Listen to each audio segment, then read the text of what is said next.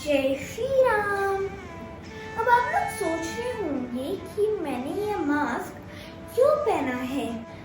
अगर मैं बताऊं, मैंने देखा है, ऑब्जर्व किया है कि ये जो हमारे फेस्टिवल्स का हो रहे हैं और उसके लिए बहुत खुशियां तो मना रहे हैं, लेकिन हम साथ साथ में खुशियों के अंदर इतने डूब जा रहे हैं कि हम कोविड के बारे में ध्यान ही नहीं दे रहे हैं। 20 अक्टूबर को हमारे प्राइम मिनिस्टर श्री नरेंद्र मोदी ने भी कहा था कि अभी तक कोरोना नहीं गया है, हमको मास्क पहनना चाहिए। अगर जब भी हम बाहर जाए हमको अपने हाथ सैनिटाइज करनी चाहिए और 20 सेकंड तक हमको अपने हाथ धोने चाहिए और हमको सोशल डिस्टेंसिंग मेंटेन करनी चाहिए।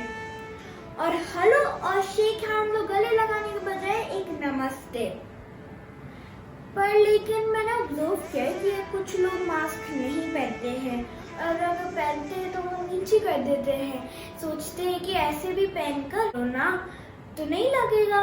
They believe in magic, magic से सब कुछ हो जाएगा। तो हमको मेंटेन करना चाहिए और हमको ऐसे केयरलेस नहीं होना चाहिए। Stay home, stay safe, happy festive season. आज हम सुनेंगे रामायण का आखिरी कांड, जो है रामायण का 8वां कांड और उसका नाम है लव कुश कांड। पर इससे पहले कि हम लव कुश कांड शुरू करें, आपको 3 टास्क करने पड़ेंगे। सबसे पहले आपको मेरा वीडियो लाइक करना पड़ेगा और सेकंड आपको ये वीडियो शेयर करना पड़ेगा अपने फ्रेंड्स के साथ या अपने फैमिली के साथ और आपको मेरा चैनल सब्सक्राइब करना पड़ेगा। आपने कर लिया ना वो 3 टास्क? ठीक है, अब हम लव कुश का शुरू करते हैं। जब लव और कुश शत्रुघ्न और उनकी सेना को हरा चुके थे, तब लक्ष्मण जी श्री राम जी के पास गए और उन्होंने उनसे पूछा कि अगर वो लव और कुश को देख पाए, क्योंकि उनको जानना था कि ये कौन 2 बालक है। जब लक्ष्मण जी ने लव और कुश को देखा तो वो भी सम्मोहित हो गए और वो लव और कुश को समझाने लग गए प्यार से।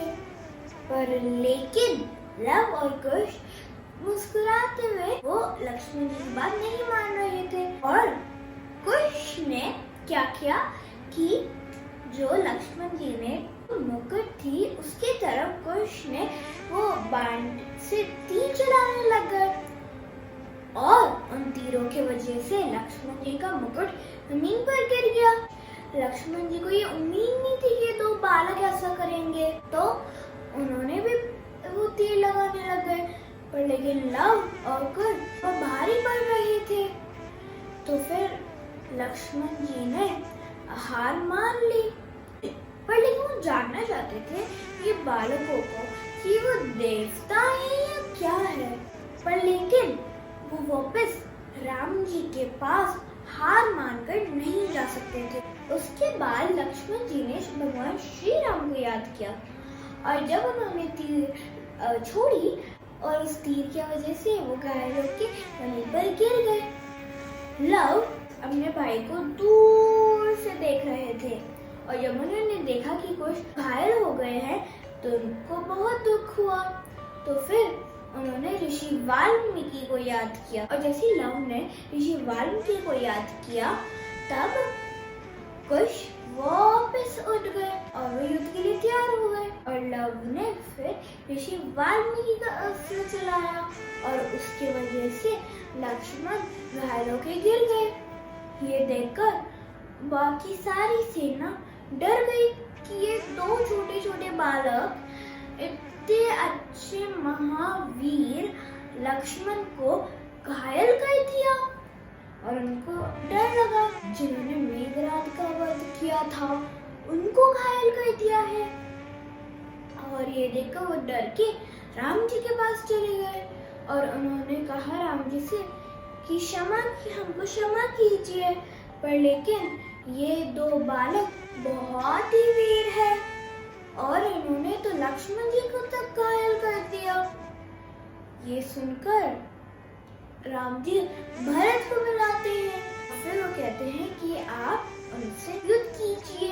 उनको वो सारी कहानी बताते हैं कि क्या हुआ, जो सैनिकों ने राम जी को बताई थी। ये सुनकर भरत को भी आश्चर्य हुआ कि ऐसे दो बालक लक्ष्मण जी को कैसे घायल कर सकते हैं। तो फिर उन्होंने राम जी से कहा कि चाहे ऐसा तो नहीं कि हमने जब सीता जी को ऐसे भेज दिया वनवास में तो उसकी वजह से ये हो रहा है हमारे अयोध्या पर। ये सुनकर राम जी बड़े दुखी हुए और उन्होंने कहा कि भरत, ये ऐसा लग रहा है कि तुम युद्ध से डर गए हो। अगर ऐसा है तो बता दो और एक सेना तैयार कर लो और मैं खुद युद्ध लड़ूंगा। तो फिर भरत जी ने कहा कि मेरा मतलब ये नहीं था, और उन्होंने जल्दी से एक सेना तैयार की और वो युद्ध के लिए चले गए। भरत जी के जाने के बाद श्री राम जी सोचने लग गए कि ये दो बालकों ने लक्ष्मण जी को कैसे हरा दिया, और उनको चिंता होने लग गई कि कहीं भरत जी भी ना हार जाए। तो इसलिए उन्होंने हनुमान जी को भी भेज दिया। फिर हनुमान जी ने जिन भी वानरों ने लंका में सीता जी को बचाने के लिए और रावण का वध करने के लिए थे वहाँ पे वानर, उन सब के साथ वो आए, जैसे कि सुग्रीव, नल, नील और अंगद, जाम्बवान और ऐसे करके इनको बुलाया। जब सुग्रीव और इन सबको वानरों को पता चला कि वो सिर्फ दो बालकों के साथ युद्ध करने जा रहे हैं तो उनको लगा कि बस दो ही बालक। उनको आश्चर्य हुआ।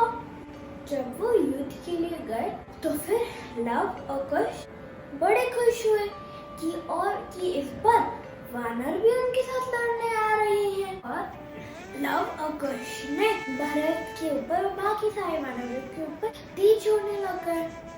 हनुमान जी उनको देखकर उनकी बड़ी तारीफ कर रहे थे और हनुमान जी को आश्चर्य भी हो रहा था कि सिर्फ दो छोटे छोटे बालकों जैसे युद्ध कर रहे हैं। भरत ने लव के ऊपर तीर चलाने लग गए और उन तीर की वजह से लव बेहोश हो गए और वो जमीन पर गिर गए। ये देखकर कुश को बड़ा गुस्सा आया। फिर कुश ने कुछ मंत्र पढ़कर उन्होंने भरत जी के ऊपर तीर छोड़ा और उस तीर की वजह से भरत जी भी बेहोश होकर गिर गए। फिर कुश ने लव के शरीर में से वो बाण निकाला और जैसे ही कुश ने वो बाण निकाला तो लव वापस उठ गए। जब राम जी को पता चला कि भरत जी भी उन दो बालकों से हार चुके हैं तो उन्होंने अपनी एक सेना तैयार करी और वो विभीषण और अपनी सेना के साथ युद्ध लड़ने के लिए चले गए। अगर राम जी ने बालकों से उनका परिचय पूछा पर लेकिन लव और कुश ने मना कर दिया उन्हें परिचय देने से। राम जी ने बहुत बार पूछा पर लेकिन लव और कुश ने मना कर दिया। आखिर में उन्होंने बताया कि वो लव और कुश है और उनकी माँ महाराजा जनक की पुत्री है और उनको उनके पिता के बारे में नहीं पता है क्योंकि वो उनसे कभी मिले ही नहीं है और उनका लालन पालन गुरु वाल्मीकि ने किया है।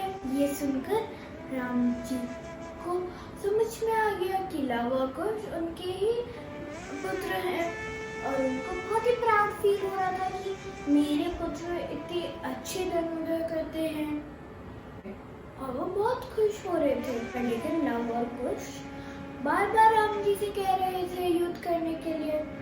तो फिर राम जी ने मुस्कुराते हुए एक तीर चलाई पर लेकिन वो निशाना उनकी तरफ नहीं था। उन्होंने अपना एक भी निशाना अपने पुत्र लव और कुश के ऊपर नहीं चलाया। जब हनुमान जी ने देखा कि दो बालक उनके प्रभु के ऊपर तीर चला रहे हैं तो फिर उनको बड़ा गुस्सा आया और वो युद्ध के मैदान में कूद गए। हनुमान जी और कुश के बीच में बहुत ही युद्ध चला पर लेकिन लव और कुश ने हनुमान जी को बंदी बनाकर उनके हाथ पांव बांधकर अपने आश्रम ले गए। और जब वो आश्रम पहुंचे तो उन्होंने हनुमान जी को वो पेड़ से बांध दिया ताकि वो कहीं भी नहीं जा पाए। वो कुछ अपनी माता श्री सीता जी के पास गए और उन्होंने सीता जी से कहा कि माता श्री, हम आपके लिए एक उपहार लेके आए हैं, आप हमारे साथ बाहर चलिए। बच्चों की जिद पे सीता जी उनके साथ बाहर आए और जब उन्होंने हनुमान जी को देखा उनको आश्चर्य हुआ कि उन्होंने हनुमान जी को कैसे बांध दिया। पर लेकिन वहाँ पे हनुमान जी ने सीता जी को प्रणाम किया और जैसे हनुमान जी ने सीता जी को देखा वो बहुत खुश हुए और हनुमान जी ने लव और कुश के पराक्रम के बारे में बताया। ये सुनकर सीता जी अंदर ही अंदर थोड़ी प्राउड फील कर रही थी कि उनके पुत्र बहुत ही अच्छे धनुर्धर है और उन्होंने इतने सारे लोगों को अकेले हरा भी दिया। पर लेकिन उनको अपने पुत्र की मूर्खता पे गुस्सा भी आ रहा था और वो पिता और पुत्र के बीच का युद्ध रोकना चाहती थी और सीता जी ने लव और कुश को बहुत डांटा। डांटते हुए कहा कि वो हनुमान जी को खोल दे। लव और कुश इतने डर चुके थे कि उन्होंने जल्दी से हनुमान जी को खोल दिया और वहाँ से भाग गए और सीता जी आश्रम में गए। वहाँ पे उन्होंने देखा कि लव और कुश महर्षि वाल्मीकि के पास ही बैठे हुए थे और जैसे ही लव और कुश ने सीता जी को आते हुए देखा तो वो वहाँ से भी भाग गए। तो सीता जी ने महर्षि को सारी बात बताई और उन्होंने कहा उनसे कि वो पिता और पुत्र के बीच का युद्ध अभी रोक दे। अगले दिन लव और कुश युद्ध के लिए तैयार हो गए और युद्ध के मैदान में वापस आ गए और तब तक तो राम जी भी वहाँ पे पहुँच चुके थे। लव और कुश ने फिर श्री राम को कहा कि अगर आपको अपने प्राण से बहुत प्यार है तो फिर आप इस युद्ध के मैदान से बाहर चले जाए। श्री राम जी बच्चों के आत्मविश्वास को देखकर बड़े ही खुश थे। श्री राम जी ने लव और कुश को बड़ी समझाने की कोशिश की कि वो आश्रम लौट जाए, पर लेकिन लव और कुश ने मना कर दिया। जैसे ही राम जी ने अपने धनुष पर बाण चढ़ाया वहाँ पे वैसे ही महर्षि वाल्मीकि आ गए और जब राम जी ने उनको देखा तो उन्होंने उनके चरण स्पर्श किए। महर्षि वाल्मीकि ने राम जी को आशीर्वाद दिया और उन्होंने राम जी को युद्ध रोकने के लिए भी कहा। फिर राम जी ने बच्चों की वीरता की प्रशंसा की और फिर वाल्मीकि ने राम जी को बताया कि लव और कुश उनके ही पुत्र हैं। ये सुनकर राम जी बहुत खुश हुए और उन्होंने लव और कुश को गले लगा लिया। फिर ऋषि वाल्मीकि ने लव और कुश को कहा कि वो राम जी से क्षमा मांगे। और फिर ऋषि वाल्मीकि ने लक्ष्मण भरत शत्रुघ्न के ऊपर गंगा जल छिड़का जिससे वो होश में आ जाए। तभी सीता जी भी वहाँ पहुँच गए और लेकिन राम जी ने उन्हें अनदेखा करना चाहा और उनसे उनके शव मंगल के बारे में भी नहीं पूछा। पर लेकिन तीनों भाइयों ने सीता जी से आशीर्वाद लिया। ऋषि वाल्मीकि ने सीता जी से कहा कि अब तुम्हारी साधना पूर्ण हुई और महर्षि वाल्मीकि की इच्छा थी कि सीता जी अपने पुत्रों के साथ अयोध्या लौटकर आराम से अपना जीवन व्यतीत करें। ऋषि वाल्मीकि की बातें सुनकर सीता जी राम जी की तरफ देखने लग गई, पर लेकिन राम जी वैसे के वैसे ही रहे। तो ये देखकर सीता जी ने धरती में समा जाने का निर्णय लिया।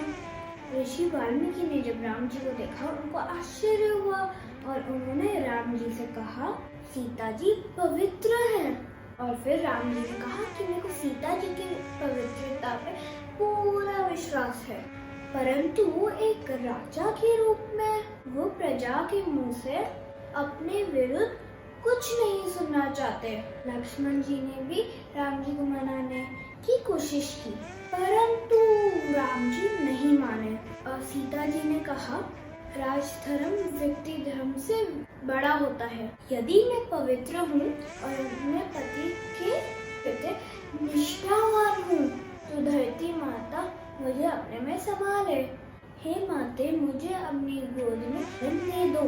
इतना कहकर सीता जी सरयू नदी के तट पर पहुंच चुकी थी। सीता जी की बात सुनकर धरती फट गई और चारों तरफ बिजली कड़कने लग गई। वहाँ पे धरती माता सिंहासन में आकर सीता जी को अपने साथ धरती के अंदर ले गई और फिर धरती वापस एक साथ जुड़ गई और बिजली कड़कना बंद हो गई और देवताओं ने सीता जी के ऊपर पुष्प बरसाए। यह देखकर सब लोग रोने लग गए और लव कुश भी रोने लग गए। राम जी से रहा नहीं गया और उन्होंने धरती माता से कहा कि वो सीता जी को वापस कर दे, परंतु ब्रह्मा जी प्रकट हुए और उन्होंने श्री राम को समझाया। उसके बाद श्री राम अपने दोनों पुत्र के साथ अयोध्या लौट आए। कुछ समय बाद जब माता कैकेयी, कौशल्या और सुमित्रा की भी मृत्यु हो गई, तब श्री राम ने सोचा कि अब संसार को त्याग करने का समय आ गया है। अब उनका विष्णुधाम जाने का समय आ गया है। वहाँ पे विष्णु जी की भी इच्छा थी कि अब वो राम लीला को समेटकर बैकुंठ वापस आ जाए। भगवान विष्णु ने धर्मराज से कहा, अब लीला समाप्त करने का समय आ गया है, इसलिए वो राम जी को लेकर वापस विष्णु लोक ले आए। धर्मराज एक साधु का वेश कर राम जी से मिलने के लिए गए। उन्होंने वहाँ लक्ष्मण जी से कहा कि वो राम जी से मिलना चाहते हैं। जब श्री राम धर्मराज से मिले तो धर्मराज ने कहा कि वो अकेले में बात करना चाहते हैं और कोई तीसरा वहाँ ना आए। तो फिर श्री राम ने कहा कि जो भी तीसरा व्यक्ति यहाँ पे आएगा उसको मृत्युदंड दिया जाएगा। जी ने लक्ष्मण जी को दरवाजे पे खड़े होकर पहरा देने को कहा। फिर धर्मराज ने राम जी को विष्णु जी का संदेश सुनाया और उन्होंने कहा कि अभी आपको धरती पर जितने भी दिन यहाँ पे आपको रहना है उतने दिन आप रह सकते हैं। धर्मराज की बातें सुनकर राम जी बहुत खुश हुए और राम जी ने उनको कहा कि वो बहुत दिनों से धरती छोड़कर विष्णु लोक जाना चाहते थे। जब राम जी की धर्मराज से बातचीत चल रही थी तब वहाँ पे ऋषि दुर्वासा राम जी से तुरंत मिलना चाहते थे, पर लेकिन लक्ष्मण जी ने उनको रोक दिया और फिर उन ऋषि ने लक्ष्मण जी को श्राप दे दिया कि उनकी शीघ्र ही मृत्यु हो जाएगी और वो राम जी के कक्ष में चले गए। और ऋषि को बड़ा दुख हुआ अपने श्राप से, तो इसलिए उन्होंने राम जी को वो निर्णय लिया कि वो श्राप बता दे। लक्ष्मण जी को लग रहा था कि मैंने अपने भैया की बात कैसे नहीं सुनी है, मैंने उनके आज्ञा का पालन नहीं किया है और इसलिए उन्होंने अगले दिन लक्ष्मण जी ने सरयू के जल में प्रवेश किया। उसके बाद वो विलीन हो गए। तो श्री राम को यह पता चला तो वो बड़े दुखी हुए और फिर उन्होंने स्वयं संसार से विदाई होने का निर्णय लिया। उन्होंने कुश और लव को राज्य सौंप दिया और उन्होंने भरत को सिंहासन ग्रहण करने का अनुरोध किया, पर लेकिन भरत ने मना कर दिया। राम जी ने शत्रुघ्न के पास गए और उन्होंने वही चीज बोली, पर लेकिन शत्रुघ्न ने भी मना कर दिया। ऋषि वशिष्ठ ने राम जी से कहा कि अगर किसी को आपके साथ जाना चाहे तो फिर उनको नहीं रोका जाना चाहिए। फिर राम जी ने विभीषण से कहा कि जब तक वो जिंदा रहे और वो लंका के राजा है तभी तक वो अयोध्या का ध्यान रखे। तो फिर विभीषण ने कहा कि वो अपने वचनों का पालन करेंगे। फिर श्री राम हनुमान की ओर मिले और हनुमान जी से कहा कि हनुमान, तुम्हें सदैव पृथ्वी पर रहना होगा, यहाँ राम भक्ति का प्रचार करना होगा। यह सुनकर हनुमान जी बहुत प्रसन्न हुए। हनुमान जी को लगा स्वर्ग में रहकर वो अपने प्रभु का गुणगान नहीं कर सकेंगे, पृथ्वी पर रहकर ही वे राम भक्ति कर पाएंगे। इसलिए उन्होंने श्री राम का वियोग खुशी खुशी स्वीकार किया। अपने सभी दायित्वों को समन करने के बाद श्री राम सरयू नदी के तट पर चल पड़े।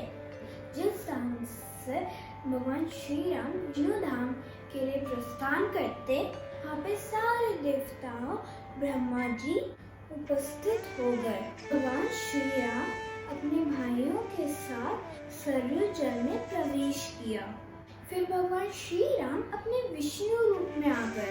भगवान श्री राम के भाई भी विष्णु जी के ही अंश थे और वो अपने मूल रूप में आ गए। और देवताओं ने भी वहाँ पे पुष्प वर्षा की। जहाँ राम कथा होती है वहाँ पे हनुमान जी स्वयं उपस्थित रहते हैं। जब भी कोई समस्या हो उसका समाधान राम कथा में मिल जाएगा। इसी के साथ मैं रामायण कथा समाप्त करती हूँ, लेकिन कथा वाचन की मेरी यात्रा आगे भी जारी रहेगी। जाने या अनजाने में अगर कोई त्रुटि हो गई हो तो क्षमा कीजिए। मेरे प्रयासों को आप सभी के प्रोत्साहन और बढ़ावे की जरूरत रहेगी।